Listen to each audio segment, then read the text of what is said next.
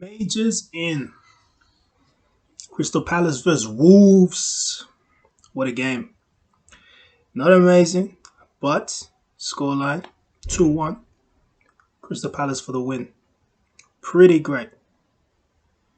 That is something that Crystal Palace needs more often. Crystal Palace, for me, they are a decent team. They are mid-table team, but they could be better. The man leading their team, Wilfred Zaha, arguably one of the best players outside of the top four,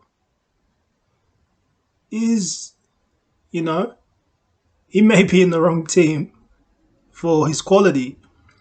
However, it just fits perfectly with how Crystal Palace can play. Now you get the likes of Eze or Eze, the way you call it, or Elise and Eduardo. These front people, these midfielders. And then at the back, you got guys like Mitchell, Anderson. Anderson's been fantastic. And Guay. These kind of people backing it up. Midfield strong. Forward just need a striker. Tried with Benteke. Tried with Mateta. Got in Eduardo. Eduardo, he's kind of a striker, kind of not a striker. So they've got a team that's perfect for playing the ball around. It's amazing football what they do playing the ball around, and they're a very hard team to score against. That's been proven this year. Crystal Palace have been a very hard team to score against. Big teams have versed Crystal Palace have had struggle. Even Chelsea struggled against Crystal Palace. Everybody's been struggling. It's not that they are much better than those teams, or those teams are much better than Crystal Palace. It's just that Crystal Palace holds on to the game. But what Crystal Palace needs to do is convert with more goals. And when the goals are not coming from the likes of Zaha, the goals are getting drier. Right? In this game, Crystal Palace versus Wolves, what had happened is Zaha was able to find himself in a good spot. Eduardo was able to lay him a good ball, which he got from Eze, who was able to cross that perfect ball over. So that combination works very well. With the first goal, Olise on the wing does a perfect cross, and Eze is able to find it to header it in. Two great goals. Two great chances.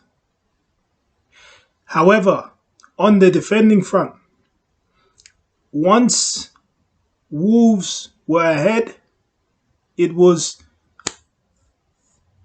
quiet for Crystal Palace. They were doing all right, but when Wolves were ahead of the game, when Bruno crossed that fantastic ball to Traore, and Traore did the forward header, perfect header, and good on Traore. He's one of those players which I say he can dribble, he can push the ball up. I just wish he could score more.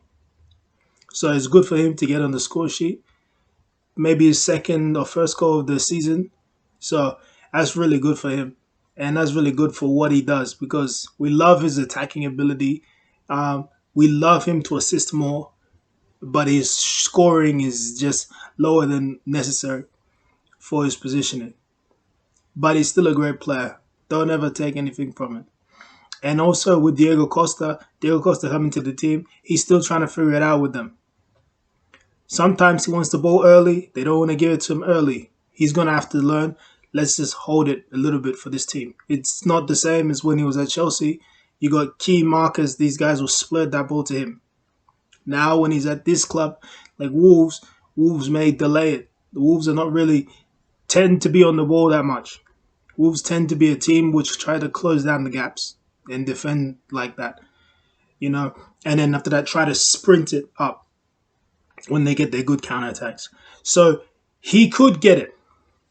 And they could feed him more balls. He could be one of the prolific attackers because for Wolves, they have been struggling with a striker for a long time too. Because ever since Jimenez, he got the injury to the head, it wasn't looking great. Then they brought in the wonderful Wang, and he came in he was doing good for football. But I feel like maybe he just wasn't giving them enough goals for what they needed. But he was a good player as well.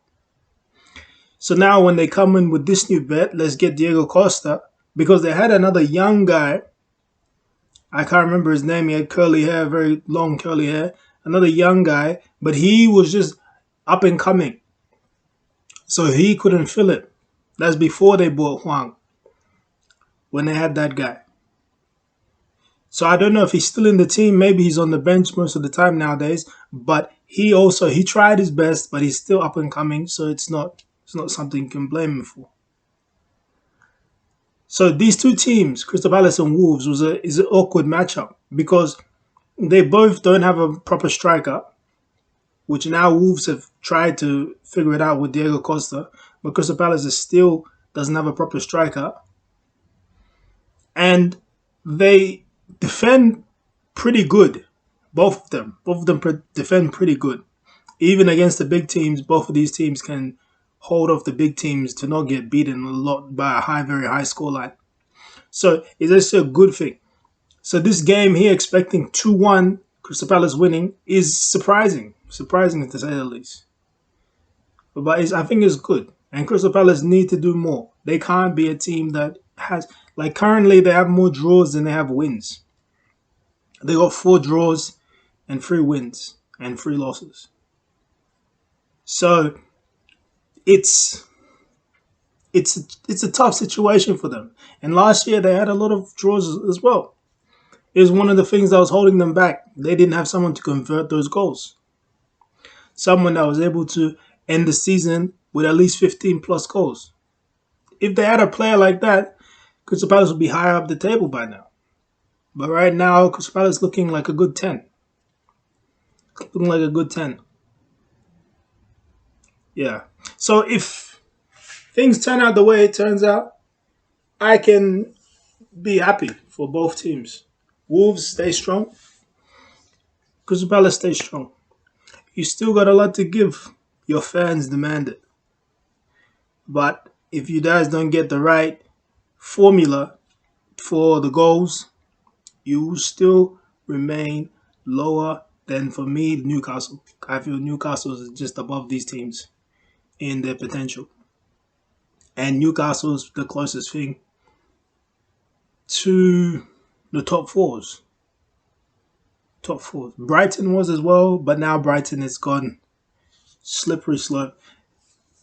Kind of due to losing their main coach, I would say, because they were really skyrocketing up, and now they're starting to draw games and do stuff like that. Draw and lose games and stuff like that. I don't know if they're losing games, but I think that they're drawing games and not really scoring like they were, because they're more attacking under Graham Potter. So that's a bit of a letdown, but as long as they can keep it running, you know. So yeah, it's not a game to be excited about. Crystal Palace vs Wolves. It's a tight contest. As always, you have a few sparkles here and there, but overall, it's a game of fierce defense between the sides and whose midfield can really edge a break, and then from there, who can capitalize with their wingers and stuff. But it was it was it was okay. It was okay. I wouldn't say decent game. It was an okay game. So if you feel you want to watch that game, you want to enjoy that game, go for it. But I've seen better games by both teams. But I feel this matchup probably shouldn't have happened this early. They probably should have versed other teams. But that's the schedule for the Premier League, yeah? So yeah. See ya.